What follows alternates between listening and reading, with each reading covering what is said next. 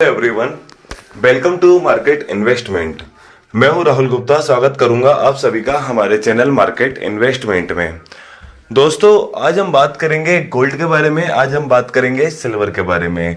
मैं daily basis पर gold और सिल्वर को लेकर जो पर डे के हिसाब से जो लेटेस्ट न्यूज होती है, लेटेस्ट अपडेट होता है, या किसी भी एक्सपर्ट की कोई नई एनालिसिस वीडियो आती है या कोई कमेंट्स आते हैं, उसको मैं यहाँ पर लगातार अपडेट करता रहता हूँ। एंड अमेरिका का कोई भी बड़ा डेटा आने वाला होता है जिससे मार्केट के अंदर बड़े उथल पुथल हो सकते हैं, उसके अपडेट लगातार इस वीडियो में देता रहता हूँ। तो चलिए दोस्तों, अगर आपको भी डेली अपडेट चाहिए गोल्ड और सिल्वर से रिलेटेड तो मेरे इस चैनल को सब्सक्राइब कर लीजिए। चलिए दोस्तों, शुरू करते हैं आज का जो हमारा मेन टॉपिक है गोल्ड एंड सिल्वर का। दोस्तों, गोल्ड के अंदर और सिल्वर के अंदर 1 मई वाले दिन हमने काफी बड़ी गिरावट देखी, महीने का पहला दिन, और काफी बड़ी गिरावट हमें देखने को मिली। गोल्ड के अंदर अप्रोक्सीमेट 2 से 2.5 हजार अंकों की एक बड़ी गिरावट, एंड चांदी के अंदर भी 2 से 2.5 हजार अंकों की एक बड़ी गिरावट निकल कर आई थी। लेकिन मार्केट बंद होते होते चांदी के अंदर छोटी सी एक रिकवरी भी देखने को मिली, लेकिन इन 9000 पॉइंट जितनी भी चांदी भी माइनस रही। चांदी का जो नया कॉन्ट्रैक्ट है वो अभी 95,000 के लेवल के आसपास चल रहा है, एंड गोल्ड भी 92,500 के आसपास चल रहा है। लगातार हमारी बात हो रही थी कि भाई गोल्ड अगर 94,500 का सपोर्ट तोड़ेगा तो ये 93,000 तक आ सकता है, लेकिन ये 93,000 के भी अंदर आ गया। भाई कारण क्या है? ये 93,000 के अंदर भी आ गया, तो उसका एक सबसे बड़ा कारण क्या रहा है कि भाई भारतीय रुपए के अंदर हमें एक मजबूती देखने को मिल रही है। भारतीय रुपया पिछले 15 दिन के अंदर, पिछले 10 दिन के अंदर, मतलब 15 भी तो ज्यादा होगा, पिछले 10 दिन के अंदर हमें लगभग 2 रुपए जितना मजबूत होता हुआ दिखाई दे रहा है। 2 रुपए जितना मजबूत होता हुआ दिखाई दे रहा है। जो भारतीय रुपया 85.5 के आसपास चल रहा था, 86 के आसपास चल रहा था, आज वो 83 रुपए, मतलब 83.5-84 रुपए के आसपास आ गया है। लगभग 1.5-2 रुपए की भारतीय रुपए के अंदर एक मजबूती देखने को मिली है। तो भाई अब भारतीय रुपए के अंदर मजबूती देखने को मिलती है तो गोल्ड के भाव के अंदर गिरावट आती है, क्योंकि जो गोल्ड खरीदने के लिए हमें 86 रुपए देना पड़ रहा था $1 का, वही गोल्ड खरीदने के लिए आज हमें 84 रुपए देना पड़ रहा है। तो 2 रुपए का सीधा सीधा मार्केट के अंदर फर्क आ गया। तो इससे लगभग गोल्ड के अंदर नाना करके 1,500 अंकों की एक बड़ी गिरावट निकल कर रही है। लगभग 1,500 अंकों की बड़ी गिरावट तो सिर्फ भारतीय रुपए के मजबूत होने से आई है। एंड अभी 92,500 की जगह 94,000 के आसपास गोल्ड के भाव होते अगर भारतीय रुपए के अंदर कोई उतार चढ़ाव नहीं हुए होते तो। पहला कारण तो एक बड़ी गिरावट का ये है। अब दूसरा कि भाई गोल्ड भी गिर रहा है, कॉमिक्स बाजारों के अंदर भी गिर रहा है। भाई ऐसा क्यों, इतना क्यों गिर रहा है? 99,000 का गोल्ड 92,000 के आसपास आ गया, तो भाई ये भी 6 से 7% की एक बड़ी गिरावट है। तो इस बड़ी गिरावट के कारण भी आपको पता है कि दुनिया के अंदर इतनी ज्यादा अनसर्टेनिटी का माहौल है, इतनी ज्यादा अनिश्चितता का माहौल है। पहले ट्रम्प साहब टैरिफ लगाए जा रहे थे, इन्वेस्टर सेफ इन्वेस्टमेंट के रूप में गोल्ड की तरफ आए जा रहे थे। एंड आज क्या है, टैरिफ को लेकर नेगोशिएट हो रहा है, नेगोशिएट की बातें हो रही हैं, तो भाई गोल्ड के अंदर वापस गिरावट आना चालू हो गई, क्योंकि भाई सेफ इन्वेस्टमेंट की तरफ लोगों का इंटरेस्ट ही खत्म हो गया या कम होता जा रहा है। लोग मार्केट की तरफ जा रहे हैं, स्टॉक की तरफ जा रहे हैं, रिस्की सेगमेंट की तरफ जा रहे हैं। तो अभी हम देख रहे हैं कि भाई बिटकॉइन भी बढ़े जा रहा है। हम देख रहे हैं कि भाई स्टॉक, दुनिया भर के global market, stock market, share बाजार ऊपर की तरफ जा रहे हैं। क्यों? भाई लोगों को जो एक सेफ इन्वेस्टमेंट की तरफ जो पसंद आने लगा था गोल्ड, अब इसको छोड़ के रिस्की सेगमेंट में जाने लगे। कारण क्योंकि भाई जब ऐसी अनिश्चितता का माहौल रहता है तो गोल्ड सबसे ज्यादा सेफ इन्वेस्टमेंट माना जाता है, एंड लोग रिस्की सेगमेंट से निकलकर गोल्ड में आते हैं। अभी क्या है, थोड़ा नेगोशिएट हो रहा है, थोड़ी नरमी आ रही है, तो भाई गोल्ड से निकलकर सेफ इन्वेस्टमेंट, उसमें रिस्की सेगमेंट में जा रहे हैं।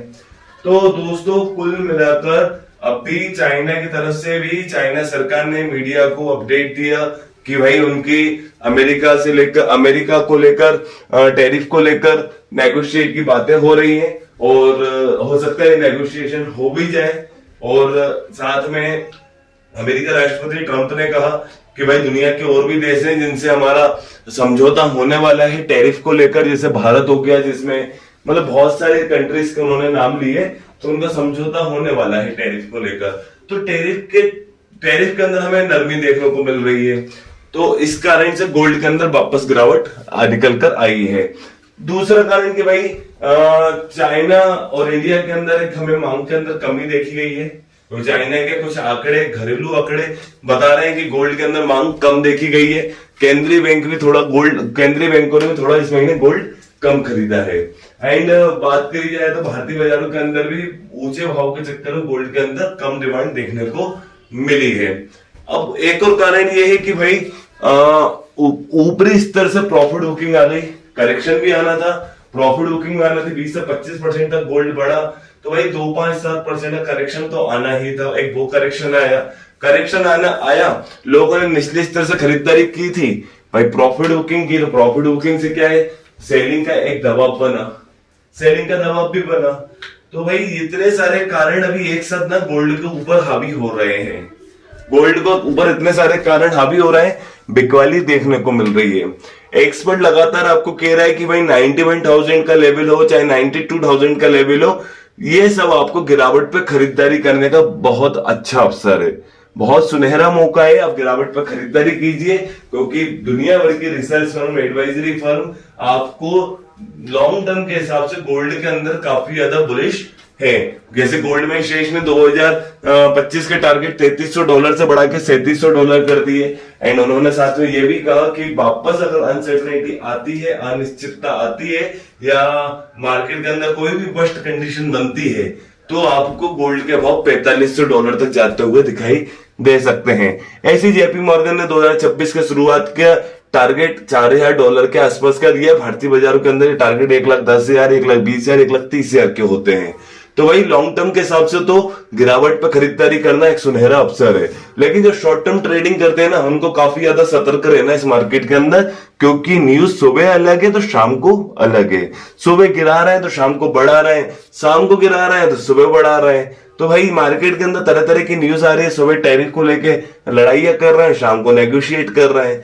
कभी अच्छी खबर आ रही, कभी बुरी खबर आ रही है, कभी डेटा भी अच्छे आ रहे हैं, कभी डेटा भी खराब आ रहा है। आज ये शुक्रवार का दिन है, नॉन फार्म पैरोल डेटा निकल कर आना है, वो भी गोल्ड की दिशा फिर से बदल सकता है, बड़ी गिरावट भी लेकर आ सकता है, बड़ी तेजी वापस भी आ सकती है। हो सकता है फेड को ब्याज दर कटौती करने में और समस्या है इस डेटा आने के बाद। तो भाई बहुत सारी चीजें हैं, डेटा के बाद ही पता चलने वाला है कि क्या होने वाला है। अभी बैठ के आपसे कोई बोल दे कि भाई गोल्ड 2000 पॉइंट बढ़ेगा, शाम को डेटा ही उल्टा सीधा आ गया तो कहां से बढ़ेगा। कोई बोल दे 2000 पॉइंट गोल्ड गिरेगा, शाम को डेटा ही उल्टा सीधा आ गया, कहां से गिरेगा। तो आपको ना एक एक न्यूज पे नजर बनाना है। एवरी टाइम मार्केट के अंदर न्यूज है वही काम कर रही है, डेटा है वो काम कर रहे हैं, इनको ऊपर नजर रखकर अपनी पोजीशन बनाना है। एंड एक स्टॉप लॉस जरूर बनाना है। विदाउट स्टॉप लॉस तो मार्केट के अंदर काम करना ही नहीं है, बिल्कुल काम करना ही नहीं है। तो स्टॉप लॉस लगाओ और गिरावट पर खरीदारी करना एक सुनहरा अवसर जरूर है। तो भाई आपका जो भी स्टॉप लॉस बनता है, स्टॉप लॉस सबका होता है, तो वो स्टॉप लॉस लगाकर अपना ट्रेड बनाओ। 200 पॉइंट का स्टॉप लॉस हो, 400 पॉइंट का स्टॉप लॉस हो, कितना ही आपका स्टॉप लॉस क्यों ना हो, तो भाई स्टॉप लॉस बनाकर ही आप अपनी पोजीशन बनाओ। विदाउट स्टॉप लॉस मार्केट के अंदर काम मत करो, एक एक खबर के ऊपर नजर रख के काम करो। शॉर्ट टर्म में अभी क्या है, एक्सपर्ट अभी मिड रेंज में 3150 से 3350 के बीच में गोल्ड रहने की संभावना जता रहे हैं, जो कि भारतीय बाजारों के अंदर 91,000 से 96,000 के आसपास होती है। मतलब एक रेंज के अंदर गोल्ड रहने का एक अनुमान बता रहे हैं। बाकी जिन लोगों ने गोल्ड काफी ज्यादा ऊपरी स्तर से लेकर रखा है कि भाई बिल्कुल ही हाई पे ले लिया, जैसे कि 97, 98, 99 बिल्कुल हाई लेवल पे ले लिया है, उनके लिए उनके टारगेट अचीव करना, उनके रेट लाना बहुत मुश्किल होने वाला है, क्योंकि गोल्ड को अब बहुत सारी चीजों को फेस करना पड़ेगा। एक ऐसी सिचुएशन चाहिए गोल्ड को जिससे गोल्ड बिल्कुल नया लाइफ टाइम हाई फिर से बना दे। वैसे गोल्ड आराम से लाइफ टाइम हाई बना सकता है, बस न्यूज थोड़ी सी उसके फेवर में आना चाहिए। तो दोस्तों buy on dip and news के ऊपर नजर रखो, डेटा के ऊपर नजर रखो। सामने स्क्रीन पर पर्सनल व्हाट्सएप नंबर प्रोवाइड करा है, वो नंबर इसलिए प्रोवाइड करके रखा है, मेरा कमोडिटी मार्केट, स्टॉक मार्केट से रिलेटेड एक व्हाट्सएप डिस्कशन ग्रुप चलता है, जिसमें कमोडिटी से रिलेटेड और स्टॉक मार्केट से रिलेटेड कोई भी लेटेस्ट न्यूज, कोई भी लेटेस्ट अपडेट या कोई भी डेटा आने वाला होता है, उससे क्या इम्पैक्ट हो सकता है, उसके बारे में हम लगातार बात करते रहते हैं। अगर आप भी मेरे व्हाट्सएप ग्रुप में ऐड होना चाहते हैं तो सामने दिए हुए नंबर पर मुझे व्हाट्सएप पे मैसेज कीजिए। आपके नंबर को मैं अपने कम्युनिटी ग्रुप और व्हाट्सएप ग्रुप में ऐड कर दूंगा। चलिए दोस्तों, अगर आपको ये मेरी वीडियो अच्छी लगी है तो मेरी इस वीडियो को लाइक कीजिए। अगर आप मेरे साथ जुड़कर रहना चाहते हैं तो मेरे इस चैनल को सब्सक्राइब कीजिए एंड अंत तक मेरे साथ इस वीडियो में बने रहने के लिए आप सभी को मेरा दिल से धन्यवाद।